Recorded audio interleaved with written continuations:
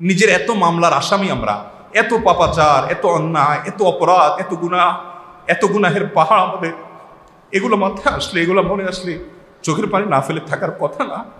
আমরা আল্লাহর কাছে আল্লাহর ভয়ে রমাদান মাসের মতো অফার পাওয়ার পরেও চোখের পানি ফেলে আল্লাহর কাছে কাঁদার সুযোগ হয় না। এর সবচেয়ে বড় কারণ হলো আমরা আমাদের নিজেদের অবস্থান সম্পর্কে ওয়াকিফ হাল না।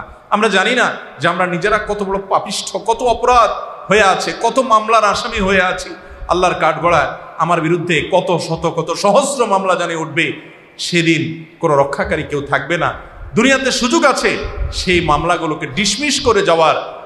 সেজন্য আল্লাহর কাছে চোখের পানি ফেলে আল্লাহর ভয়ে সন্ত্রস্ত হয়ে তওবা করে হারাম থেকে ফিরে এসে তাকওয়ার পথে নতুন জীবন গড়ে আল্লাহর কাছে ক্ষমা চাইলে আল্লাহ সব মাফ করে দিবেন। আল্লাহ ওয়াদা করেছেন যত পাপ করেছেন সব আল্লাহ মাফ করে দিবেন। বান্দার হকগুলো বান্দার কাছ থেকে মাপ নিবেন, যথাযথ নিয়মে মাপ নিবেন, আর আল্লাহর হকগুলোর জন্য চোখের পানি ফেলে মাপ চাইবেন। ভাইয়েরা আমার, আমি এরকম বহু মানুষকে দেখেছি, জিজ্ঞেস করেছি, কথা বলেছি, জানার চেষ্টা করেছি, যাদের বেশিরভাগ মানুষই আমাকে উত্তর দিয়েছে যে ভাই বা বেশিরভাগ মানুষই আমাদের সমাজে এরকম যে গোটা রমজান চলে যায়, 10টা মিনিট আল্লাহর কাছে দোয়া করার সুযোগ হয় না, অথচ সিয়াম পালনকারী ব্যক্তির দোয়া কবুল হয়। হাদিসে নবী সাল্লাল্লাহু আলাইহি ওয়াসাল্লাম আগাম ঘোষণা দিয়েছেন, সুসংবাদ দিয়েছেন। অতএব আমাদের সিয়ামগুলো অর্থবহ হচ্ছে না, আমাদের রমাদান আমাদেরকে মুত্তাকি বানাচ্ছে না। এর 3 নম্বর কারণ হলো দোয়া থেকে আমরা গাফেল এবং দোয়া থেকে আমরা অনেক বেশি আজকাল উদাসীন। অতএব রমাদানে দোয়া করবেন 2টি সময়। এক, দিনভর তো করবেনই, ইফতারের আগে বিশেষ করে দোয়া করবেন। ইফতারের আগে মেয়েরা ইফতারের প্রস্তুতি নিয়ে আর আমরা পুরুষরা ইফতারি খাওয়ার জন্য মহড়া দিতে দিতে সময়টা চলে যায়, দোয়া করা হয় না। আর একটা সময়, ভোর রাতের সময়টা, যখন আল্লাহ দুনিয়ার আসমানে নেমে এসে বান্দাকে ডেকে ডেকে তার চাওয়াগুলোকে পূরণ করেন। এত বড় সুযোগ বান্দার জীবনে আর কখনো আসে না। ভোর রাতের দোয়া এত গুরুত্বপূর্ণ একটা সময়। আফসোস যে বছর জুড়ে আমাদের দ্বারা এই সুযোগটা হয় না, আমরা ভোর রাতে উঠে দোয়া করতে পারি না।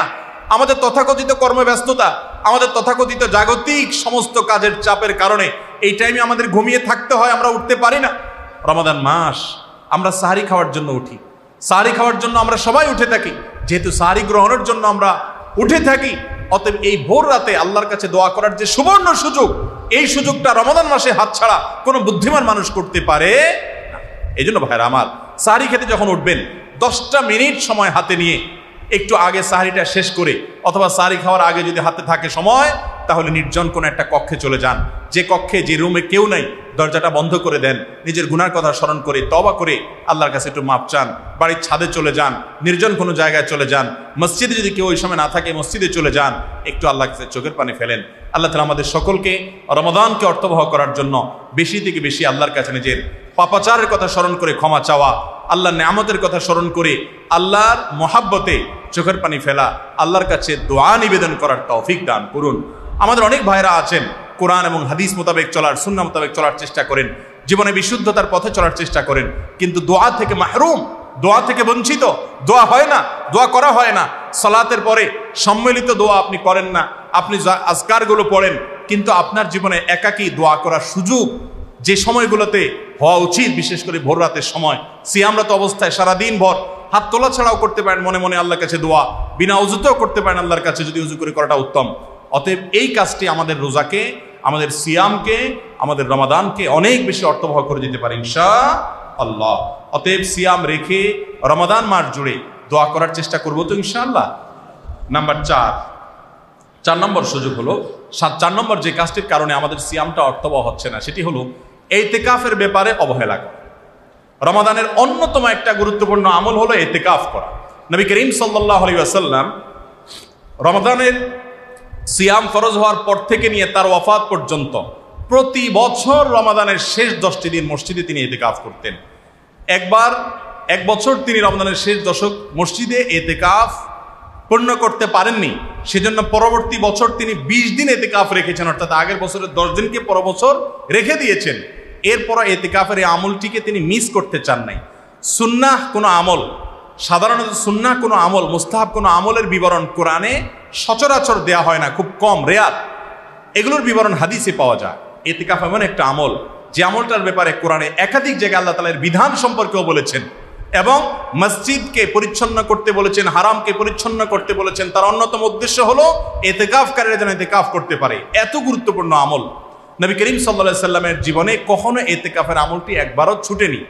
আমি বলি যে আমলটি নবী করিম সাল্লাল্লাহু আলাইহি সাল্লামের জীবনে একবারও ছাড়েননি, আমাদের সমাজে বেশিরভাগ মুসলমানদের জীবনে সে আমল একবারও করা হয়নি। যে আমলটি নবীজি সাল্লাল্লাহু আলাইহি সাল্লাম কখনো ছাড়েননি, সে আমল আপনি জীবনে কখনো করেননি, আপনার চাইতে হতভাগার কে হতে পারে বলেন? নিজের শত্রুর সাথেও তো এরকম বৈপরীত্য মানুষের জীবনে থাকে না। ভাইরা আমার, রমাদানের মাসের শেষ দশকে ইতিকাফটা কিরকম আমি বলি। আপনি কারোর কাছে কোনো কিছু মুখে চেয়েছেন, টেলিফোনে চেয়েছেন, মোবাইল করে চেয়েছেন, দরখাস্ত চিঠি দিয়ে চেয়েছেন, পেয়েছেন কি পান নাই, আপনার সন্দেহ সংশয় আছে, আপনি আপনার চাওয়াটা যাতে পূরণ হয় সেজন্য আর টেলিফোন ফেলে রেখে আপনি ওই চিঠি বা মুখে বলা বলির যে ধাপ আছে, স্টেপ আছে, সেটা অতিক্রম করে আপনি এসে সরাসরি ওই লোকটার দুইটা পাও জড়ায় ধরে আপনি পড়ে গেলেন। এই চাওয়াটা যেরকম রমাদানের প্রথম দশকে আল্লাহর কাছে দোয়া করলেন, ইবাদত বন্দেগী করলেন, তাকওয়া চর্চা করলেন, সে দ্বিতীয় দশকে করলেন, এরপরে তৃতীয় দশক যখন আসছে, রমাদান শেষ হয়ে যাচ্ছে, আগামী বছর বাঁচবো কিনা জানি না, এই ভয় থেকে, এই চিন্তা থেকে আপনি আর আল্লাহর কাছে শুধু সাধারণ চাওয়া নয়, আল্লাহর ঘরে গাট্টি বুসকানি এসে পড়ে গেলেন। এই বিষয়টি অনেকটা ওই যে কারোর পায়ে পড়ে গেলেন যেরকম, ওই রকম আবেগঘন একটা ইবাদত। ভাইরা আমার, এই আমলটি আমাদের সমাজে সবচেয়ে বেশি অবহেলিত। রমাদানের যে আমলটার প্রতি অবহেলা সবচেয়ে বেশি, অথচ এই আমলটার গুরুত্ব ফরজ আমলের পর সবচেয়ে বেশি। এত গুরুত্বপূর্ণ আমল যে নবী করিম সাল্লাল্লাহু আলাইহি সাল্লাম ছাড়েননি, তার স্ত্রীগণ ছাড়তেন না। আমাদের দেশে মহিলারা, তাদের করা তো অনেক পরের কথা, পুরুষরা পর্যন্ত ইতিকাফ করে না। আমরা আজকাল এত ব্যস্ত হয়ে পড়েছি যে আমাদের মসজিদগুলোতে লোক দিয়ে, টাকা দিয়ে আমরা ইতিকাফের জন্য লোক রাখি। অর্থাৎ ইতিকাফটা একটা বোঝা, আল্লাহ একটা বোঝা দিয়েছেন, এই বোঝার দায় থেকে মুক্ত হওয়ার জন্য টাকা দিয়ে হারাম পদ্ধতিতে আমরা লোক রাখি ইতিকাফের জন্য। ভাইরা আমার, ইতিকাফ হলো আল্লাহর পথে যাওয়ার, আল্লাহর কাছাকাছি যাওয়ার এক সোপান, সিঁড়ি। এর চাইতে বড় মোক্ষম সিঁড়ি সেজদা ছাড়া দ্বিতীয়টা হওয়া কঠিন। এত গুরুত্বপূর্ণ একটা বিষয় হলো ইতিকাফ। এটাকে আমরা আমাদের জীবনে হেলায়, এটাকে আমরা অবহেলা করে এটাকে দূরে সরে রাখছি এবং এটাকে আমরা পালন করছি না। ভাইরা আমার, ইতিকাফ এমন একটা আমল যে আমলের স্বাদ আপনি নগদ পাবেন। আমি সবসময় বলি, তিনটি ইবাদতের স্বাদ একেবারে নগদ মানুষ অনুভব করতে পারে। তার একটি হলো ইতিকাফ, আরেকটি হলো সিজদা, আর হলো আরাফাতের ময়দানের দোয়া। আপনি ফিল করবেন ইনশাআল্লাহ, যে ব্যক্তি জীবনে একবার ভালোভাবে ইতিকাফ করতে পেরেছে, তার জীবনে দেখবেন ইতিকাফ আর সে ইতিকাফ ছাড়া থাকতে পারে না, ব্যাকুল হয়ে যায়। আমি বহু মানুষকে দেখেছি যে জীবনে ইতিকাফ উনি ছাড়তে পারেন না, ইতিকাফের স্বাদটা পেয়ে গেছেন। ভাইরা আমার, কেমন যেন গাট্টি বসকা নিয়ে আল্লাহর ঘরে আপনি চলে আসলেন, হাজির হয়ে গেলেন, অটোমেটিক আপনার আমল হবে, আপনার লাইলাতুল কদর পাওয়ার তৌফিক হবে। অতএব রমজানের শেষ দশকে ইতিকাফ করতে হবে। আমরা আজকাল অনেক ব্যস্ত ভাই, অনেক ব্যস্ত।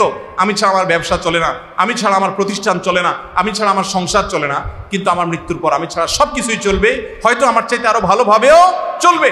যে ব্যক্তি মনে করে আমি ছাড়া চলে না, এই জন্য ইতিকাফে বসতে পারি না, তার জন্য ইতিকাফে বসা আরো বেশি আবশ্যক। কারণ সে এত বেশি দুনিয়াদার হয়েছে যে তার দিনের জন্য কিছু সময় ব্যয় করতে পারছে না। 350-55 দিন আপনি মিশ্র কাজে ব্যয় করেন, দিনের কাজ, দুনিয়ার কাজ। 10টা দিন শুধুমাত্র আল্লাহর ইবাদতের জন্য।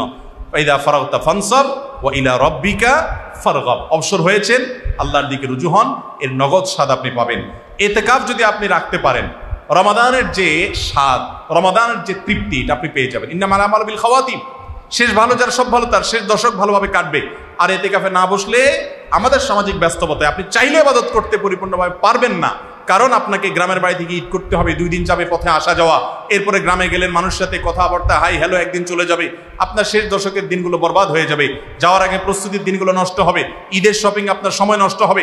আপনি ইতিকাফে বসে যান, সবই ঠিকঠাক মতো হবে, আপনার ইবাদতটা মাঝখান থেকে হয়ে যাবে, রমাদানটা সার্থক হয়ে যাবে। অতএব আমলটা করার চেষ্টা করবো তো ইনশাআল্লাহ। আল্লাহর ওয়াস্তে আমি বিশেষ করে তরুণ ভাইদেরকে বলবো, আপনারা ইতিকাফে বসুন প্লিজ। অনেকে মনে করে ইতিকাফে বসলে কোনো কথা বলা যায় না, বোবার মতো থাকতে হয়, আতঙ্ক বোধ করে, ভয়ে ইতিকাফ করে না। ভাইরা আমার, ইতিকাফটা এরকম আতঙ্কের কিছু আসলে না। ইতিকাফটা হলো রবের সান্নিধ্যে যাওয়ার এক বিরাট বড় সুযোগ। আপনি ইতিকাফ করে দেখেন, ফিলিংসটা অন্যরকম হবে।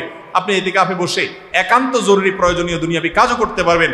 বাসা থেকে খাবার আনা নেওয়া করার মতো কোনো ব্যবস্থা নেই, কোনো লোক নাই, আপনি বাসায় গিয়ে খেতেও পারবেন। আপনি এটাকে বন্দি জীবন মনে করবেন না ভাইরা আমার। আর যদি বন্দি জীবন বলেনও এক অর্থে, যেহেতু মসজিদের বাইরে স্বাভাবিক কোনো কাজে যাওয়া যায় না, অর্থাৎ একান্ত প্রয়োজন ছাড়া, তো এটাকে আপনি যদি বন্দি জীবন বলেনও, মনে রেখেন কিছু কিছু বন্দিত্বের মধ্যে স্বাদ আছে যেটা মুক্ত জীবনের মধ্যে নাই। অতএব ইতিকাফ করার চেষ্টা করবো তো ইনশাআল্লাহ আমরা। ভাইরা আমার, আবার বলছি, একটি বছর কষ্ট করে 10টা দিন ইতিকাফ করেন, আমার বিশ্বাস যদি আপনি একটু সঠিকভাবে ভালোভাবে ইতিকাফ করতে পারেন, এরপর আপনাকে ইতিকাফ থেকে কেউ দূরে সরাতে পারবে না, বিরত রাখতে পারবে না। এরকম একটা আমল চেষ্টা করবো তো ইনশাআল্লাহ। ইতিকাফ করতে পারলে আপনার রমাদান, আপনার সিয়াম সাধনা সার্থক হয়ে যাওয়ার সমূহ সম্ভাবনা এবং সুযোগ আছে ইনশাআল্লাহ। সর্বশেষ এবং 5 নম্বর যে পরামর্শটা দিব সেটা হলো, রমাদান মাসে সিয়াম রেখে একটা আমল আমরা করি না। আমলটা এত ছোট বা তুচ্ছ বা সাধারণ মনে করি আমরা, আসলে বিষয়টা এত তুচ্ছ বা সাধারণ নয়। সেটা হলো মেসওয়াক করা। আম্মা জান আয়েশা রাদিয়াল্লাহু তাআলা বলেছেন, নবী করিম সাল্লাল্লাহু আলাইহি সাল্লাম সিয়াম রেখে, রোজা রেখে এত অধিক সংখ্যকবার মেসওয়াক করতেন যে গুণে শেষ করা যাবে না। তার মানে ইন্টেনশনালি তিনি ইচ্ছাকৃতভাবে রোজা রেখে দিনের বেলা প্রচুর পরিমাণ কি করতেন? মেসওয়াক করতেন। আমাদের সমাজে এই আমলটা একেবারে হারিয়ে গেছে বললে চলে। কয়জন রোজাদার এমনিতেই আমরা মেসওয়াক করি না, আর সিয়াম রেখে রোজা রেখে করার কথা অনেক পরের কথা। নবী করিম সাল্লাল্লাহু আলাইহি সাল্লাম যে আমলগুলোর আগে বলেছেন যে এই আমলগুলো কষ্টকর না হলে আমার তোহম, আমার উম্মতকে আমি নির্দেশ করতাম, এই আমলগুলো সাধারণ কোনো আমল না ভাইরা। মেসওয়াককে আমরা মনে করি দাঁত পরিষ্কার করার মাধ্যম, না, এটা ভুল। শুধু এটা নয়, দাঁত পরিষ্কার করার মাধ্যম বটে, কিন্তু এটা দাঁত পরিষ্কার করার উপকরণ ছাড়াও অনেক অনেক উপকার এবং অনেক অনেক কল্যাণের দিক এখানে আছে। নবী সাল্লাল্লাহু আলাইহি ওয়াসাল্লামের জীবনের সর্বশেষ আকুতি ছিল মেসওয়াক। আব্দুর রহমান রাদিয়াল্লাহু তাআলা আনহু বাসায় প্রবেশ করেছেন আয়েশা রাদিয়াল্লাহু তাআলা আনহার। নবী সাল্লাল্লাহু আলাইহি ওয়াসাল্লাম তার দিকে ইশারা দিলেন, অর্থাৎ তার হাতে থাকা মেসওয়াকটা চাচ্ছিলেন, সেটা দিয়ে তিনি মেসওয়াক করলেন, তারপর তিনি দুনিয়া থেকে গেলেন। মেসওয়াক নবী সাল্লাল্লাহু আলাইহি ওয়াসাল্লাম বাসায় যখন ঢুকতেন, বাসায় ঢুকতে কি কাজ করতেন? সর্বপ্রথম আয়েশা রাদিয়াল্লাহু তাআলাকে জিজ্ঞাসা করেছেন কেউ যে নবী সাল্লাল্লাহু আলাইহি ওয়াসাল্লাম বাসায় ঢোকার পর প্রথম কোন কাজ করতেন? উনি বলতেন যে মেসওয়াক করতেন। এই হাদিস যেদিন জেনেছি তারপর থেকে আমি বাসায় ঢোকার পর একটু মেসওয়াক করার, অন্তত হাদিসের উপর আমল করার জন্য হলেও চেষ্টা আমি করেছি। আমাদের সমাজে এগুলোর জানাশোনাও নেই। আচ্ছা, বাসায় ঢোকার পর কোরআন তেলাওয়াতের সময়, সালাতে দাঁড়িয়ে, রোজা রেখে দিনের বেলা, এরকম আরো অনেক জায়গা আছে যে জায়গাগুলোতে মেসওয়াকের নির্দেশ নবী সাল্লাল্লাহু আলাইহি ওয়াসাল্লাম করেছেন। সেখানে আপনি দাঁত পরিষ্কারের কোনো বিশেষ কারণ বা রিজন খুঁজে পাবেন না। এখান থেকে বোঝা যায় দাঁত পরিষ্কার করা শুধু নয়, মেসওয়াকের সাথে ঈমানের একটা সুনিবিড় সম্পর্ক আছে। নবী সাল্লাল্লাহু আলাইহি ওয়াসাল্লাম এরপরে অনেক বেশি গুরুত্ব আরোপ করেছেন সুনানুল ফিতরা। তো সিয়ামরত অবস্থায় রমাদান মাসে বিশেষভাবে রোজা রেখে ঘন ঘন মেসওয়াক করতে হবে, এটা সুন্নাহ এবং বিস্তৃত এবং হারিয়ে যাওয়া সুন্নাহ।